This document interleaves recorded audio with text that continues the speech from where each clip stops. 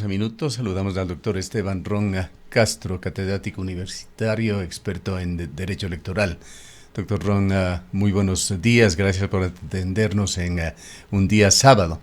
No somos proclives a ventilar en este medio de comunicación la comidilla, los chismes que se dan en la sociedad, en la política ecuatoriana en particular.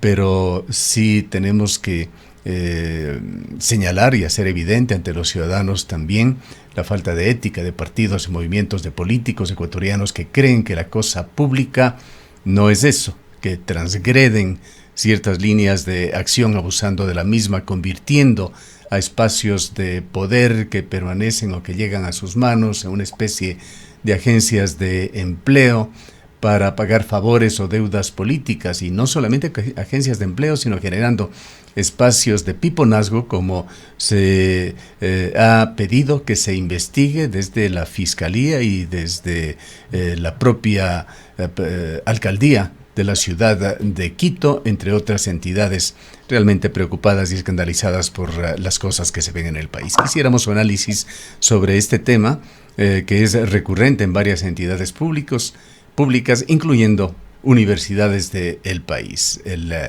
piponazgo alarmante y esta actitud de considerar que las entidades, las organizaciones públicas puedan ser tratadas como agencias de empleo, favoreciendo a intereses particulares antes que a lo que tienen que hacer, un servicio a la ciudadanía y al público. Le damos la bienvenida.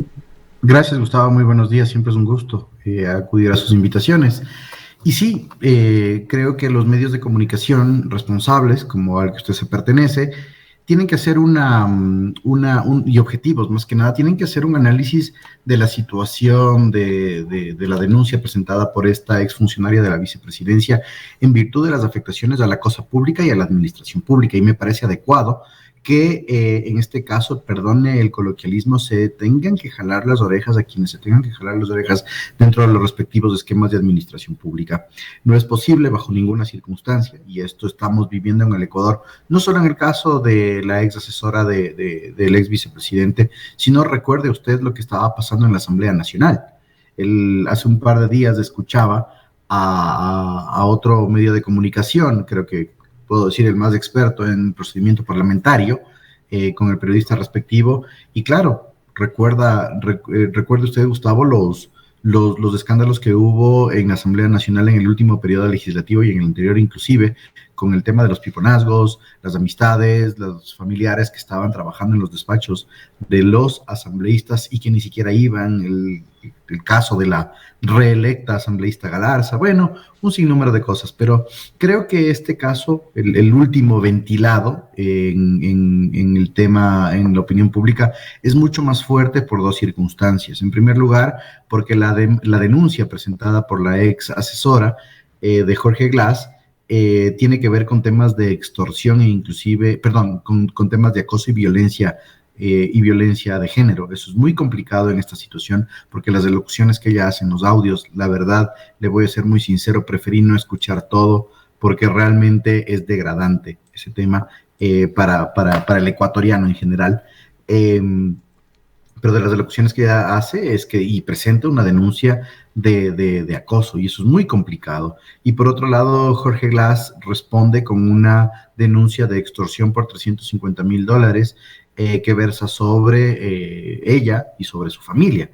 Entonces, que la cosa pública, que la agenda nacional, que el esquema gubernativo esté reducidos a problemas de celos, a problemas de parejas inconclusas, o a problemas de perdones expresos y públicos dentro de una organización política, ha causado, creo que, indignación no solo en los miembros de la organización política a la que estamos haciendo referencia, sino de los ecuatorianos. Y claro, de lo visto, es que esto no había sucedido bueno, no es de última data, sino que había sucedido inclusive antes y durante las elecciones.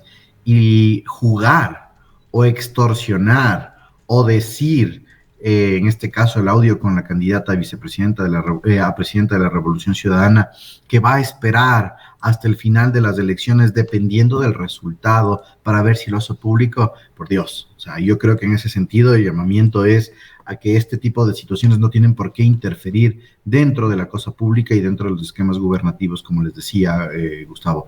Y la otra cosa que es súper delicada es la utilización de fondos públicos para pagar a funcionarios que no están, a servidores, perdón, que no están cumpliendo sus funciones y que están dedicados a otro tipo de circunstancias por las conveniencias. Y aunque lo cumplieran, aquí en Ecuador se supone que hay un método, un procedimiento de méritos, la meritocracia, como se ha llamado, concursos públicos para escogitar, seleccionar a los mejores elementos, ya sea para una universidad, para una entidad del Estado, como se lo hace en el sector privado, no a través de amistades, compromisos de carácter político de otra índole. Y eso es lo que indigna, Gustavo, y perdón por hacer un yoísmo, el proceso de selección que yo tuve en la Universidad Internacional SEC duró aproximadamente 6 meses y muy complicados con toda la documentación, con pruebas estrictas y demás, y que una persona que en primer lugar no ostenta el título que puede o para el que puede aplicar y que está puesta ahí como un cargo de confianza y dedicada a otras funciones, complicadísimo, habrá que ver en este caso, y ahí sí el accionar, no solo de la prefectura, sino de la Contraloría General del Estado, ya que tendría que abrir un examen especial a las funciones de la exfuncionaria y en general al periodo en el que ella estuvo como servidora, de todas las labores que hizo, de cuáles son los productos que ella entregaba. Ella decía en los audios que tiene o que hace alusión, perdón, en la comunicación posterior, que el trabajo en territorio está documentado y en fotos en la prefectura. Habrá que ver eso y la Contraloría General del Estado tiene que acudir de manera inmediata, no por ser un caso mediático, como usted acertadamente lo señalaba, Gustavo, sino para evitar este tema y el uso de espacios públicos y además de dineros públicos para satisfacer necesidades de una persona que nada tiene que ver con la administración pública. Creo que eso es lo más indignante de esta situación. Y los efectos políticos que esto traerá, a pesar de que el día de ayer la Revolución Ciudadana ha realizado un manifiesto general en el cual, como nuevamente usted bien señalaba, hay una victimización, en este caso al ex vicepresidente de la República, diciendo que la Revolución Ciudadana va a apoyar en toda circunstancia y que la denuncia es infundada. Todo ese desgaste de tiempo y de energía también va mermando en contra de la propia organización política, porque recordemos que los niveles de credibilidad de las organizaciones políticas no solo se miden en elecciones, sino se miden en el día a día. Que estemos como ecuatorianos desacostumbrados a estar viendo las actividades de las organizaciones políticas cuando no están en campaña es una cosa, pero si es que una organización política está siempre en la palestra pública, en oposición, en activación, ha sido trascendental dentro de la formación del seteo de agenda, dentro de los espacios gubernativos, y que tenga este tipo de escándalos cada vez va a ir mermando su aceptación. Y le digo una cosa, el sentir en general y de lo que se ha visto del diálogo digital es que efectivamente los propios adeptos, no digamos la militancia, pero los adeptos, la gente que tenía preferencia por la organización política, empieza a generar este efecto que en ciencia política se le denomina desencanto. Más o menos, perdón que haga un símil, Gustavo, yo sé que no es materia de esta entrevista, lo que está sucediendo con el presidente de la República, ¿sí? Por la situación que estamos teniendo, apagones, inseguridad y demás, las propias personas que apoyaron al presidente están teniendo un desencanto de su figura presidencial. Es un efecto que se está dando ya en el Ecuador y en este caso la afectación para la Revolución Ciudadana no es como la de Guillermo Lasso, él como persona, sino es a como ellos mismos dicen, el proyecto político. Sí, y hoy en día los expertos en comunicación, en política, hablan sobre esas amenazas de la Internet, de ese nuevo gran escenario en el cual se forma la opinión pública, que tiene mucho de bueno, pero también muchísimo de malo. Un escenario para la posverdad, que es una de las principales amenazas al periodismo contemporáneo, en donde se intentan cambiar las cosas, no solamente del presente, del futuro, sino incluso lo del pasado. Cuando la Revolución Ciudadana hace un pronunciamiento de este tipo, sabiendo que es el principal partido, el de mayor aceptación en el país, nos guste o no nos guste, hablan de algunos de sus personajes y allí está Jorge Glass.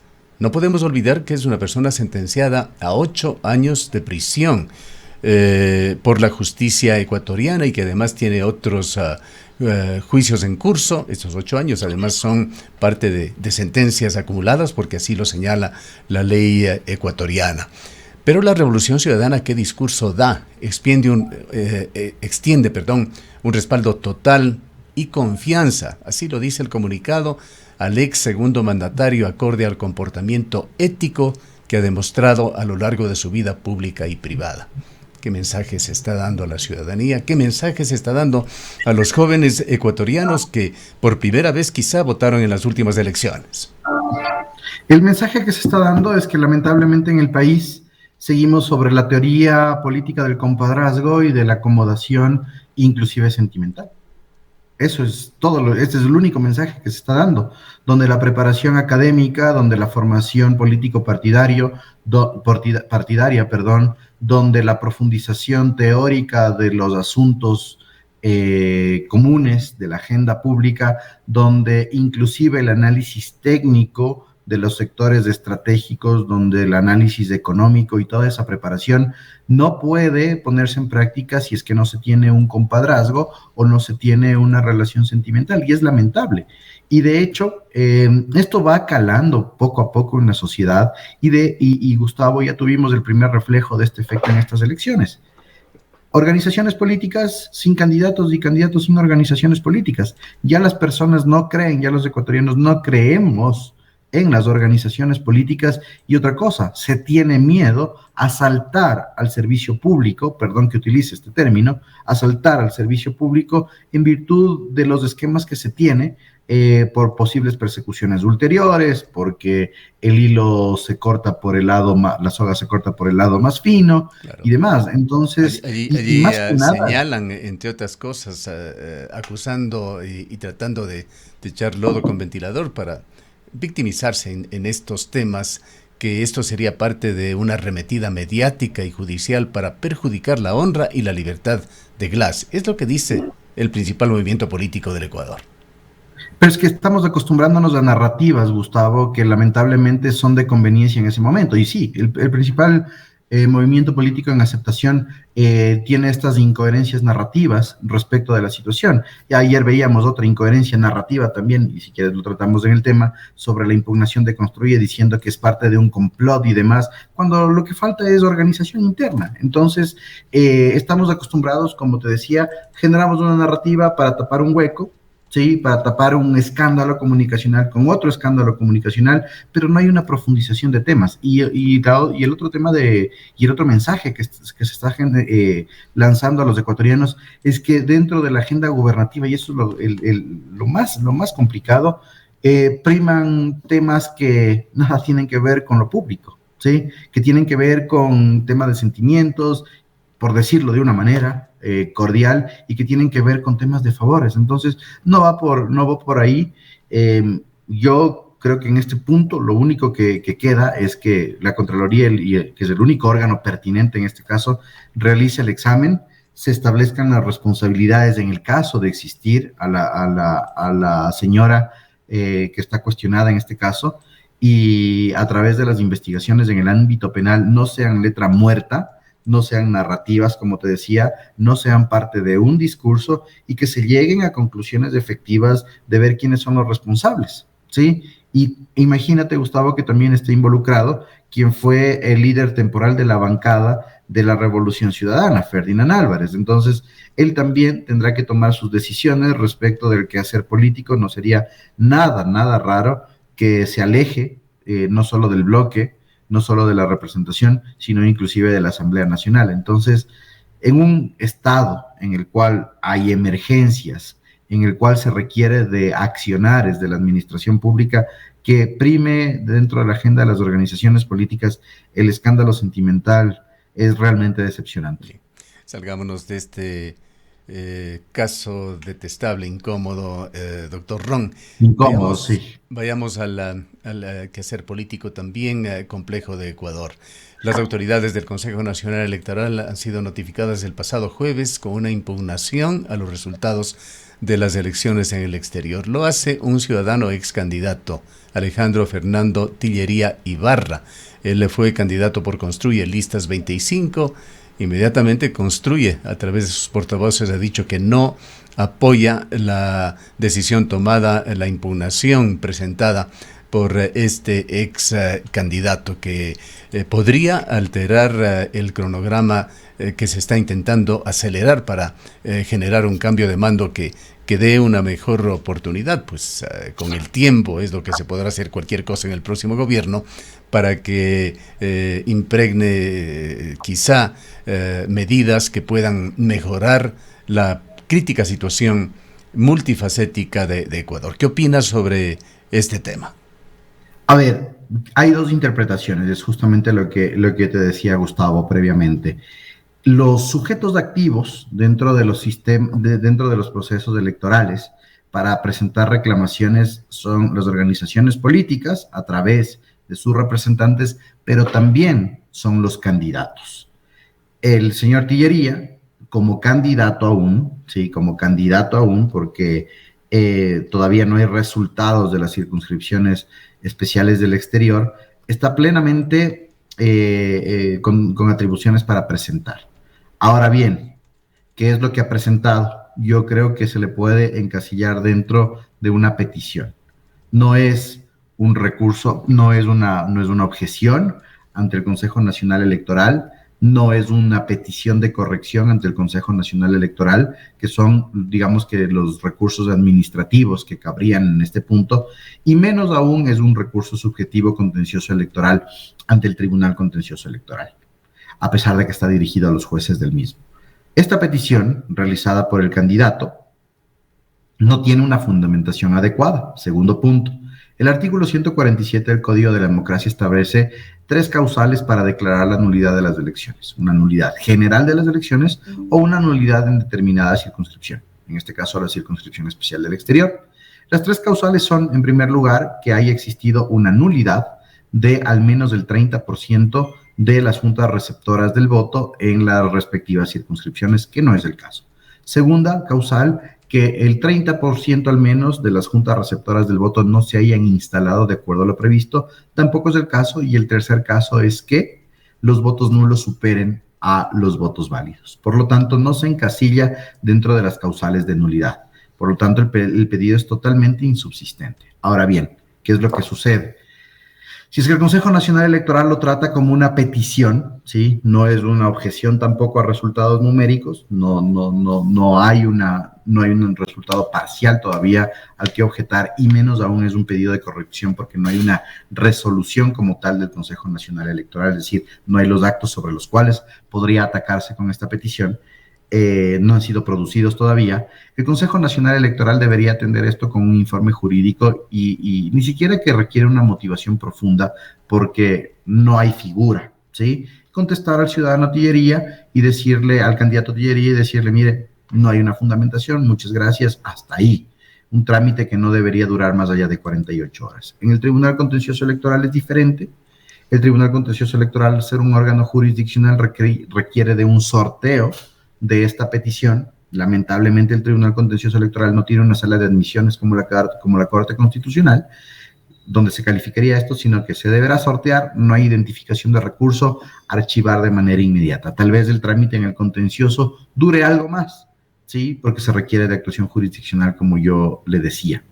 Ahora bien, tanto consejeros como jueces, vi que algunos jueces y consejeros están en las elecciones de Colombia, deberían realizarse esto de manera inmediata y tomar resoluciones. En el caso del CNE, es solo la presidenta, la ingeniera Tamaint, la que debe realizar esta contestación. En el caso del TCE, sorteo y notificación, no más allá de 3 días. Pero lo importante acá es que todavía se siguen escrutando o al menos eliminando las actas que tienen rezagadas de las circunscripciones especiales del exterior por parte de la Junta Especial del Exterior. en el Consejo Nacional Electoral. Y mientras eso suceda, que se evacúe paralelamente esta petición en los dos órganos, no pasaría ni retrasaría absolutamente nada. Ahora vamos al tema político. ¿Qué demuestra esto? Una intención, una pretensión aislada e individual del candidato, no coordinada con el movimiento político, no coordinada con Construye, y que lamentablemente después los personeros de Construye tuvieron que realizar aclaraciones, que no es parte de la voluntad general de Construye. Ahí nos ponemos, por otro lado, en cuestionamiento de qué voluntad general. Parece que han tomado candidatos sueltos por ahí de gente que no conoce, que en segundo lugar es parte de una estrategia para demorar la posesión presidencial. No se puede endilgar a la pretensión de una persona que no está coordinada por el propio movimiento que trate de frenar la posesión presidencial. Entonces, asumir los errores, no está mal decir dentro de las organizaciones políticas descuido organizativo, gracias, o inclusive solicitarle al ciudadano, al candidato Tillería, que desista de las dos reclamaciones con un simple escrito si tuvieran ese nivel de organicidad en Construye. Pero ya hay una discusión interna. Entonces, nuevamente, en la palestra política, en la palestra pública, una descoordinación del quehacer político. Ahora, además de dilatar ese cambio de mando, hay otra consecuencia que trae este tema de que no llegan a cerrarse las elecciones, así como los lentos conteos que usted señala se siguen dando. Vendrá, una vez que se posesione Noboa, casi enseguida, si es que cumple con su palabra, el llamamiento a una consulta popular. Y tan pronto como febrero del próximo año se podrían estar dando ya los primeros pasos oficiales para las elecciones presidenciales y legislativas del año 2025. La pregunta que quisiera hacerlo, sabiendo que usted es un conocedor, un experto también de temas electorales, ¿seguiremos con estas dilataciones indefinidas, con una prórroga también indefinida de los actuales vocales del Consejo Nacional Electoral? Es una gran pregunta, Gustavo. A ver, vamos viendo los tiempos uno a uno. ¿Qué pasa con la posesión de Daniel Noboa y de Verónica Abad? No tenemos una fecha como la que constitucionalmente se establece, 24 de mayo y 14 de mayo para la posesión de la Asamblea. Tenemos dos artículos de la Ley Orgánica de la Función Legislativa y el Código de la Democracia para mayor referencia, 91 y 32 respectivamente, que establecen que una vez que se tienen los resultados oficiales, las autoridades deberán posesionarse hasta en 15 días.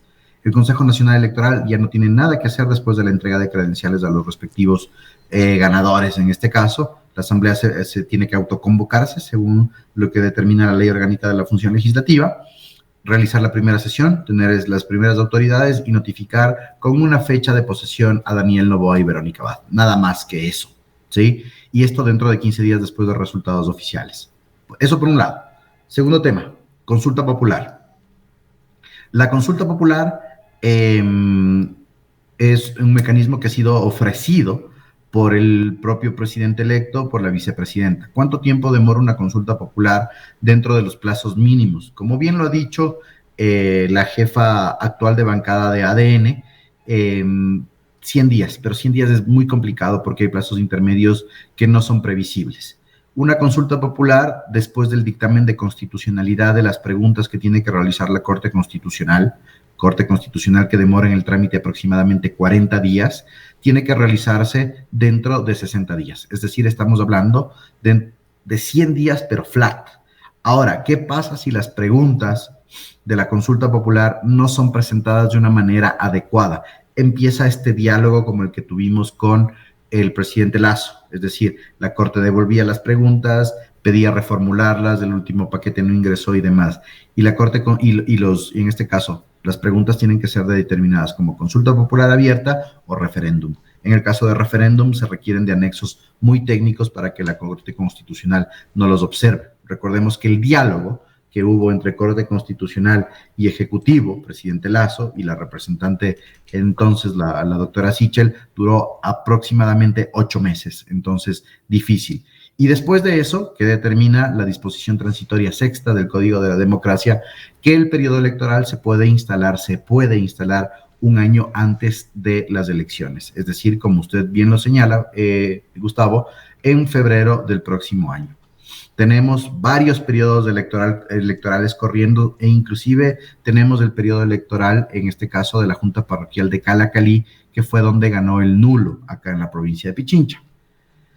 Nosotros estamos en años, en periodos electorales casi anualmente, y ojo con un tema, la renovación de los consejeros del Consejo Nacional Electoral tiene una deuda, ¿sí? Tiene una deuda ya de casi 2 años.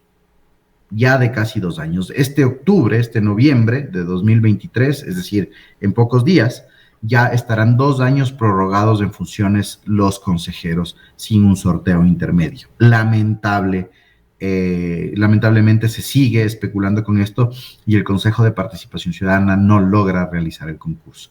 Ahora concluyamos en el tema del periodo electoral. El periodo electoral significa 2 cosas. Número 1, que se active toda la institucionalidad del Consejo Nacional Electoral para realizar el calendario, plan operativo, plan de contingencia y presupuestos de cara a unas elecciones. Pero no significa, y no hay una disposición de blindaje a los consejeros, bajo ninguna circunstancia. Los consejeros, y le digo una cosa, Gustavo, he hablado con 2 consejeros de Participación Ciudadana sobre el mismo tema, no tienen un blindaje.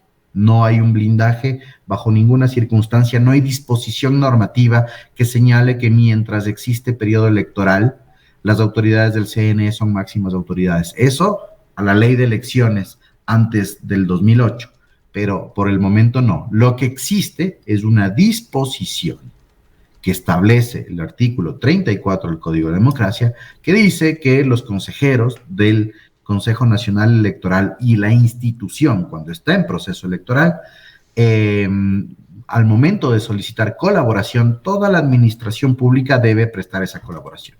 Nada más que eso. Y en el caso de no prestar esa colaboración, puede ser una infracción electoral. ¿Qué tipo de colaboración puede prestar el Consejo de Participación Ciudadana al Consejo Nacional Electoral? Ninguna. Ahora, hay un tema. Los procesos electorales se activan de manera fuerte una vez que se realiza la convocatoria. Realizada la convocatoria, no porque hay una disposición restrictiva de renovación de consejeros, creo que no es prudente realizar un cambio, porque que entre una persona que no tiene conocimiento de las dinámicas del Consejo Nacional Electoral ya convocado un proceso es complicado. Ahora bien, el proceso de consulta popular, digamos que es bastante más automático que el proceso electoral. No hay calificación de candidaturas, ¿sí? No hay internas, no hay propaganda electoral de cada una de las candidaturas. Tenemos las preguntas, se hace la promoción y la propaganda electoral por una de las opciones y se acabó.